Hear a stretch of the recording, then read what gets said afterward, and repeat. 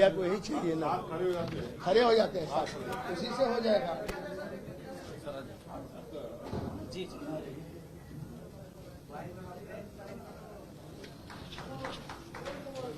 हाथ उठा लेते हैं, चलिए हो गया, दोहराना है इसीलिए हाथ उठा रहे हैं।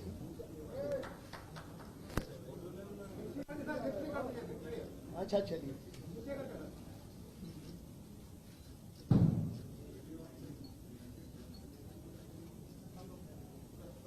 Thank you.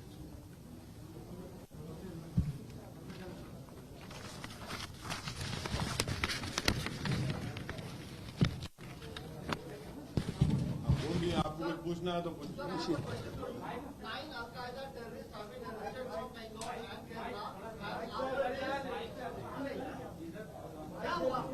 आपको माइक का हेल्प चाहिए?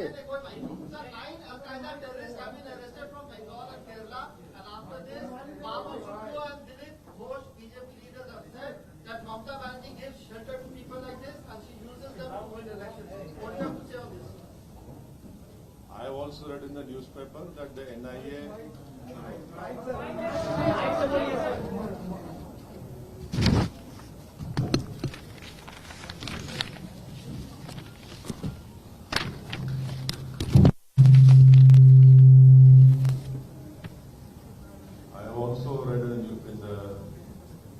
news reports that 9 people have been arrested and they have been alleged to be part of Al-Qaeda and other terrorist organizations.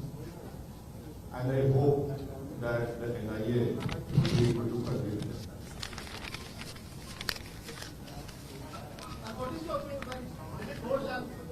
No, you see, I cannot speak for other political parties.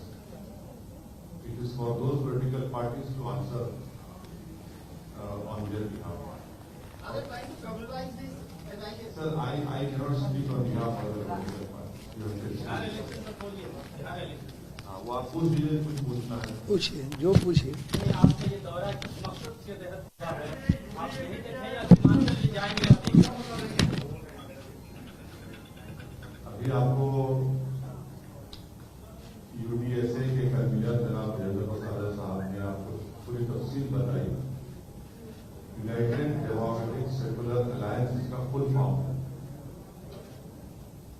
और convener साहब तय करेंगे कि ये alliance कितने seat पर बिहार में election लड़ेगा। अफसरुद्दीन साहब हमारे प्रदेश के अध्यक्ष हैं, वो इसके भी डिप्टी कन्वीनर हैं, जो बैठकर कन्वीनर साहब के साथ पूरा तय करेंगे कि किस सीट पर इलेक्शन लड़ना है, कहां से लड़ना है, किस जगह पर लड़ना है। और हमको यकीन है कि इंशाअल्लाह ताला बिहार की जनता की हमको पूरी ताईद, उनकी मोहब्बत से उनको नवाजेंगे और इंशाअल्लाह ताला ज्यादा सीटों पर हमारे कैंडिडेट कामयाब है। पहले से जारी आपकी लिस्ट खारिज होती है क्या? पहले से कई नहीं, पहले खारिज नहीं होती, बल्कि अब जब हम वीरेंद्र प्रसाद यादव साहब के लीडरशिप में एक अलायंस बना है यूडीएसए, तो जाहिर है आपके साथ बैठकर आप फैसला करेंगे कितने सीट पर लड़ना, कहां से लड़ना, तो जाहिर एक नए सिरे से उस पर काम होगा। इसी तरह का अलायंस बना था यूडीए, या और भी दल आपके साथ अलायंस बना था यूडीए। एक मिनट, मैं बता दूं, एक मिनट, या और भी दल आपके गठबंधन में शामिल होने वाले हैं? यकीनन हम तो वेलकम करेंगे। कन्वीनर साहब बात कर रहे हैं बहुत से लोगों से, अभी इतना जल्दी होगा उनके बारे में बोलना, और हमको यकीन है कि बहुत से लोग उसमें शामिल हैं। पप्पू यादव से परहेज तो नहीं होगी?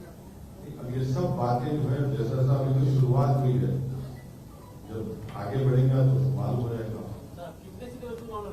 वही तो अभी आपसे कहा हमने कि बैठकर बातचीत करके सीट का कितने सीट लड़ेंगे, कहां से लड़ेंगे, वो पूरा आपको बताया जाएगा। सर, आप हमेशा SC/ST की बात करते हैं, SC/ST को कितनी सीट मिलेगी आपके यहाँ से? अभी आपके स्टेटमेंट में आपने सुना होगा कि वंचित समाज को कौमी धारे में लाना बहुत जरूरी है। यकीनन उसके पाबंद है, कॉन्स्टिट्यूशन रिक्वायरमेंट है। इतना जल्दी आपके सामने पूरी पार्टी कन्वीनर के अलायंस की पूरी सीट का तो जिक्र करना कोई पार्टी नहीं करती है। देंगे। बिहार में SC/ST समाज के कितने प्रतिशत लोग आपके साथ होंगे? क्या लगता है, कैसा काम हुआ है, आप पर कैसा विश्वास है उनको? अब देखिए, कोई पॉलिटिकल पार्टी लेने गई, कोई हमारे साथ बराबर बहुत ज्यादा तादाद में हमारे साथ है और उनको पूरा यकीन है, क्योंकि एक सीनियर पॉलिटिकल लीडर हमारे साथ है जिनकी जिंदगी पॉलिटिकल शुरुआत ही खुद उसी समाज के अपलिफ्टमेंट के उसके ऊपर हुई है। यकीनन इंशाअल्लाह बहुत अच्छे तरीके से हमारे साथ आएंगे और उनको साथ लेके चलेंगे। सर, नीतीश कुमार बिहार की सत्ता पर 15 सालों से काबिज है। विपक्ष से तेजस्वी यादव से कुछ बातचीत हुई थी आपको? नहीं, हमसे तो कुछ नहीं।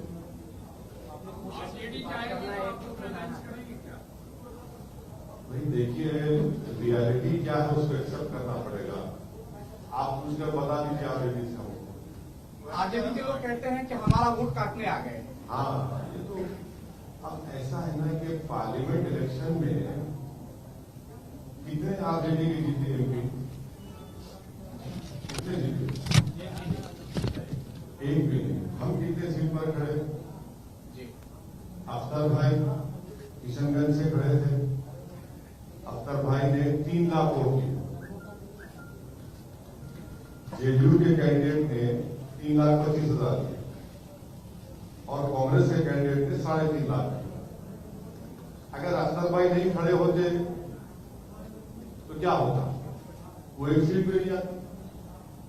तो ये तो इनका पुराना एक कैसेट है। इल्जाम है दूसरा मैं कहीं नहीं भाग रहा हूँ बाबा, कहा यही बैठे ना, तुम आपके सामने बैठे। दूसरी बात यह है कि 5 साल पहले गठबंधन के नाम पर वोट लिया, सेकुलरिज्म के नाम पे वोट लिया, ओवैसी को हमको बुरा बताकर वोट लिया। अब आप बताइए कि नीतीश कुमार कैसे चलेंगे बीजेपी के साथ? जिन बिहार की जनता ने इनको वोट दिया उसको धोखा क्या इन तमाम पार्टी ने नहीं दिया? हमसे पूछ के आपने गठबंधन तोड़ा था। तो ये अच्छा होता है कि वो अपने ही गिरेबान में झांक कर देखे क्या क्या गलतियां हैं, तो बेहतर होगा। बिहार की सेक्युलर पार्टी आपसे अलायंस करने से क्यों डरती है? उन्हीं इलाकों में जहां आप चुनाव लड़ना चाहते हैं वहां भी तो कम से कम अलायंस की गुंजाइश हो सकती है, तैयार होना चाहिए। मैं आपसे कह रहा हूं सर, उनको बता दीजिए हम किसी से नहीं डरते, हम इलेक्शन लड़ना चाहते हैं। अख्तरुल ईमान साहब कुछ दिन पहले आरजेडी से मिले थे, तो मैं भी एक्सपेक्टेशन है कि अख्तर भाई मिले थे, नहीं मिले थे, मिलते हैं, मगर इसको आप ये कहना कि मिले थे वो नहीं है, वो मुलाकात नहीं थी जो आप समझ रहे हैं। ये पार्टी मजबूत हो ना देखिए, आज भी हम बोल रहे हैं आपसे, मैंने कहा कि आप हमारा मैसेज कन्वे करिए, बताइए क्या बोलते हैं वो ना, वो भाव नहीं दिया क्या सर आरजेडी की तरफ? हाँ, भाव नहीं दिया क्या आरजेडी की तरफ? आरजेडी की तरफ भाव